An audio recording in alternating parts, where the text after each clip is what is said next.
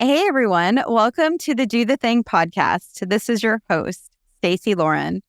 Well, you guys, these are the moments that I love when I get to bring the Do the Thing community members on and celebrate them for the amazing accomplishments that they've done through the community before, after, and all the things that I get to see and learn about them. And that's who our next guest is. She's someone that I met during the Start a Podcast Challenge. Started her podcast. She was also in the Go Live Challenge. She actually is the one that untapped the ability for all of us to learn restreaming during that challenge and actually did a Zoom with me and showed me exactly how to get it to work, and just is a very giving, fully generous person. And when you guys get to hear her story, you are going to be moved and inspired to go out and do something today, because it's such an encouraging, inspiring story that you don't hear every day. And so I'm just so excited to be able to talk to her and get to know her better and have you guys learn from her as well. So I am welcoming Vickie to the show. Hey, Vickie. Hey, Stacey. Thanks for having me today. Yeah, thanks so much for coming. It's so cool because it's been a year, almost a year, and I'm just glad that we're able to do this. Yeah, we're coming up on a year in April, I think it is. Exactly, yeah. It's such a cool year. So good. So much fun. Oh, I'm glad. Yeah, that's kind of the key of all the stuff in the community, is I always make sure, because I think a lot of people are missing that piece of fun. And I love that you said that, because that's one of my big reasons why I like to do what I'm doing, is for the fun aspect. I have a thing that is, if we're not having fun, why are we doing it? I'm this many years old, and I can choose to do things, whatever I want, and I choose fun. If it's not fun, I'm done. Well, I'd love you to share with the listeners about you and your story. Oh my goodness, where do I begin? Where would you like me to begin? Because this is a big story. Yeah, so why don't you give us an idea of just what you've overcome from just even the more recent, like the health stuff, and then we could kind of see where it goes from there, because I feel like there's a lot there that can really help people kind of see what's possible for them. Sure. I grew up in the Midwest, a child of I was born in the 50s, raised in the 60s, survived the 70s, on and on. But I come from an abused childhood and have been an entrepreneur, solopreneur, and a workingpreneur with my husband for the last 40-some years, 45. Didn't realize I'd been in business that long until just this year, and this discovery that we've been doing is like, oh yeah, I guess I have been in business forever. But in 2019, I held a women's conference, and I said 2020 would be a year like none other. And I said it'd be the year of the woman. Got half of it right. But I really do think it was the year of the woman. And it was a year of like none other. I had COVID at the very end of 2019 before it had a name. And then I had it again at the end of 2020. And from there, the next 3 months was a rapid decline. And I had a stroke in 2021 of March. Lost my entire left side. Had to rebuild from there. Speaking, walking, talking, all of those things. Learning how to feed myself again. And for the longest time, I had what felt like when you go to the dentist, a cotton swab stuck in your mouth where you couldn't talk. So I was constantly talking around that. And so anyway, I'm pretty much 90-some%. I still have some residuals from that. And then 2023, I was diagnosed with cancer. No, 2022, I was diagnosed with cancer. 2023, I broke my ankle and lost my mom in the same month. So here I am. I'm having fun anyway, in spite of everything. You just keep moving forward. My philosophy is say yes to opportunities. And that's how we met. Yeah, and let's talk about that, because that was one of the things that I think I enjoyed is not the right word, but just was in awe of you, as just always your attitude and the way that you approach things, and just getting to see these things that you've walked through and being able to come on the other side of it. I'd love to, we could talk about your podcast, but then also talk about how you have actually walked through this stuff, because I think there's a lot of people that when any of that, like an inkling of that could have happened, I mean, you're going to be sitting on the TV and like couch and watching TV and being like, okay, I'm good, right? Start numbing or something. So I'm just kind of curious what that process was like for you. Hard. The first bout of COVID wasn't as bad as I thought it would have been. I mean, I had long haulers for the entire year, So it was much like my amplified version of my autoimmune challenges that I've had for many, many decades. And that's another part of my journey as well, but we'll just skim over that. Anyway, I have a lot of health issues that I've overcome through experience. And then when I had the second bout, it was hard. And after the COVID, as my body started turning on itself, it started robbing me of oxygen. So just to get up to go to the restroom would take me, I'd have to gear up for 15, 20 minutes to get there. And then I'd have to take a nap about 1 to 2 hours afterward. And then I had my stroke in March. And when they were putting me in the ambulance, the lady EMT, she was so fabulous. She just said, your first hour is important. It's the most important. And then the second hour, and then 24 hours. And she was talking about how I just needed to look at those milestones. And I said, that's what I tell my girls. And she said, your daughters? And I said, no, that's who the ladies that I coach, because I am an entrepreneurial coach and business consultant. And that's what I tell the ladies. And I focus on women entrepreneurs, is keep moving forward 1 foot at a time. And that was before the stroke. And it was like, oh my gosh, I'm coaching myself is what dawned on me in the ambulance, is I had to keep moving forward, because what else is there? It's either life or death. And I did not want to go that way. Mm-hmm. And so little by little, that night after getting the shot that was supposed to help you with the stroke, I realized I could move my toes. So I started doing that. I mean, they took such great care of me, and I realized, okay, I could do this and this. And so I started moving what I could move. And so by the next morning, even though I couldn't move my arms when I got in there, by the next morning, I was able to raise my arm up when the neurosurgeon came in to meet me. 3 days later, I was in rehab. 11 days later, I walked out of the rehab on my own power. They said they hadn't seen anybody do that type of self-motivation before. And it's like, when you're faced with either do it or don't, you find the energy to do it. Wow. Yeah. Anyway, I do, Yeah, either do it or don't, and then you find the energy to do it. I love that, because those are your options, right? Stop staying stuck. It's like, just decide. Do you want to do it? Yes, I want to do it. If you don't, then don't, but don't stay in that middle place. I love that. Yeah. Yeah, because the lady across the hall from me, they came to get her for therapy the same time they'd come get me, physical and occupational therapy, and she wouldn't participate. And they were trying to coax her and beg her and all types of ways to get her to participate. And all I could think of is, I can't stay here. I'm in a wheelchair and I'm beginning to use a walker. I can't do this. I need to keep moving to overcome it while I can before it becomes a thing. Mm-hmm. So I was going to outrun whatever's coming at me. Wow. What would you advise other people, and I know you do this with your clients, but other people that are going through a challenge and it's hard and they just don't see the way out yet? How do they get unstuck? It's kind of like the old thing of, how do you eat an elephant? Well, 1 bite at a time. What can you do? Let's find the one thing you can do and let's build from there. What can you do? Where is the one positive thing that you can focus on? And let's build from there. Let's find the positive, even in a world full of dark. There's got to be something. You're breathing. Let's have some fun breathing. Let's do something. Yeah, it's true, right? Because I think that's what I love about do the thing and being able to do the things that I'm doing. It's like giving that one little piece, right? Just to get someone to move an inch.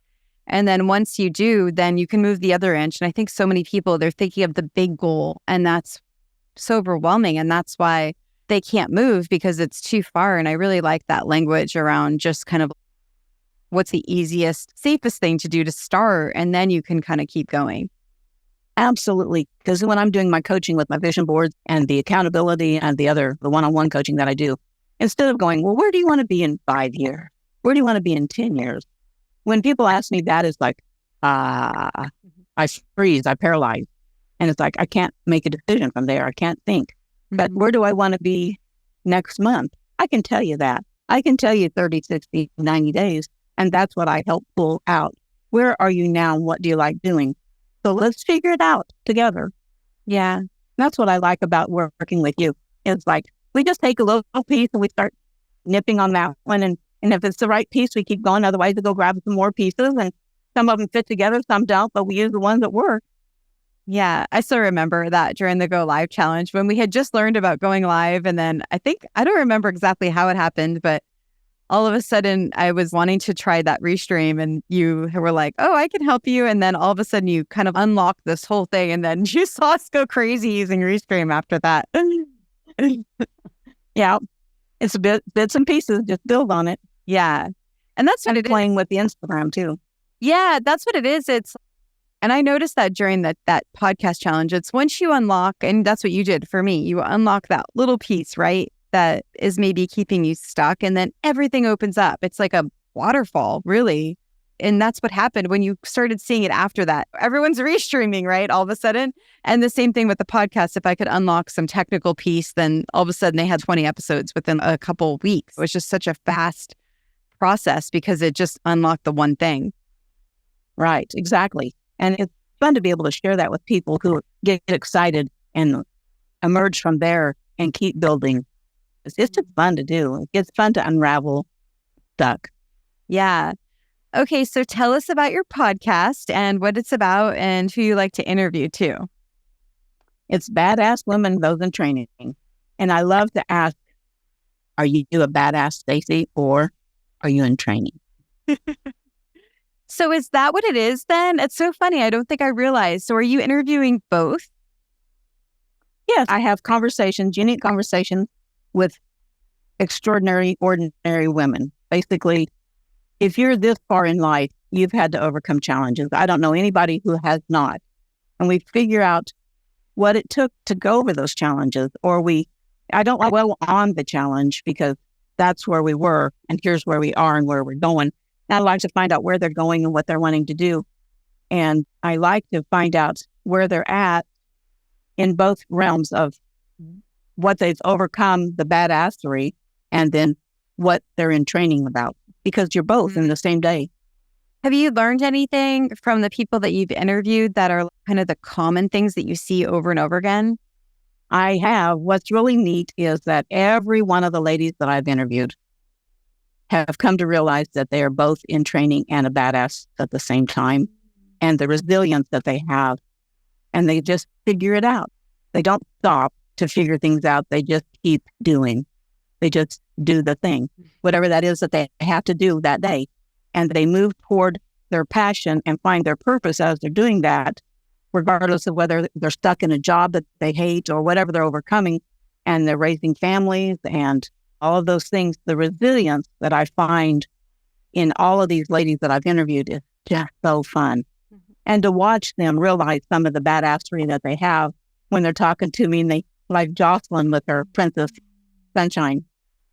Oh my gosh, it's so good when you are able to see something in someone that maybe they haven't seen yet, and you're able to bring that out in just even a podcast interview sometimes.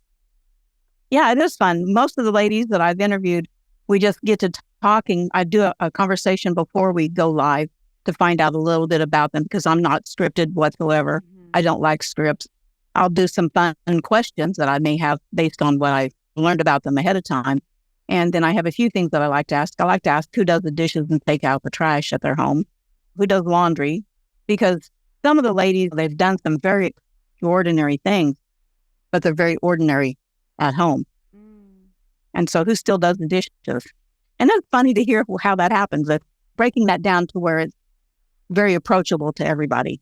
It's good when you do that because I feel like sometimes when people are seeing someone that's doing the thing, it's hard for them to relate. So then they can't imagine actually being able to do it, right? It's too far away from where they are. But if you're able to kind of break it down with this relatable, ordinary stuff, then it almost shows the vision of, oh, they're human too. I guess that, why couldn't I do it also? They're just like me. Exactly. I learned that back in the day when I was doing direct sales. It's a sales model I think is wonderful for a lot of people, especially women who are wanting to do something while they're raising children and have a purpose beyond being mom, which is that's a huge thing anyway. But they want to also maintain being a person. And so I learned that if you're nervous, you channel that into excitement, and you channel in all the ordinary is very approachable. Once you break it down into little pieces, it's no longer hard and unachievable. And you can find the ways to find those little pieces one at a time. So we talked about fun. I'd love to hear how you incorporate fun into your everyday life. I do what I want. For the most part, I do. I do what I want. Well, my husband and I have been together for 45, 46 years, and we have just fun being around each other, and we go do things that a lot of other people aren't able to go do because of the way we started life. We were 14 years in before we had kids, being married. And then so I was 35 when I had my first kid. But we find things to do that we like to do. I mean, we find the fun in a lot of things. I don't think we were put here to be miserable. I just don't. And that's part of my faith, that I believe that we were not put here to be miserable. And so we need to fulfill that. And it's a gift. It's a gift every day to be here. I mean, if you wake up, that's a gift. And if you can do something with it, then you're giving part of your gift. And so we've traveled from coast to coast as truck drivers in the very beginning of our lives together. And then we raised children. And then now that the kids are gone and we're empty nesters, we are traveling again in an RV. So I do my podcast from an RV, but it's in the shop right now being rejuvenated. So I'm at my daughter's house now. We find things that we like to do and do with them. I'd love to kind of go a little deeper, if that's okay, where you were talking earlier in the beginning about kind of coming through an abused childhood. And I know there's a lot of people that are listening that have gone through something that's traumatic, hard, all the things that can come up when you hear that. And I'm just wondering, how did you not stay there? And how did you actually come through it? And then I have another question, which maybe I'll ask it separately. But do you think that also helped you when you went through the stroke, that experience too? Sure. It's one of those things that it stays with you. You don't ever get rid of it. It's always there. But you survive that day, so you can survive the next. You survive that day, so you can survive the next. And that's how I approach everything, is no matter how hard it is, I got through this part of it, I can get through the rest. Yeah, definitely. I'm still alive. Mm-hmm. So yeah, it's almost like your just overall attitude about things is you've flexed this muscle of being able to recover and overcome. So why wouldn't you just keep doing that every time something happens? Absolutely. I've bounced back so many times. My middle name is Rubber Band. Humor is my gift from God. You have to approach everything with humor. That's what gets me through everything, is find the fun, the funny, the ironic, and plow through. Just go right through it. Yeah.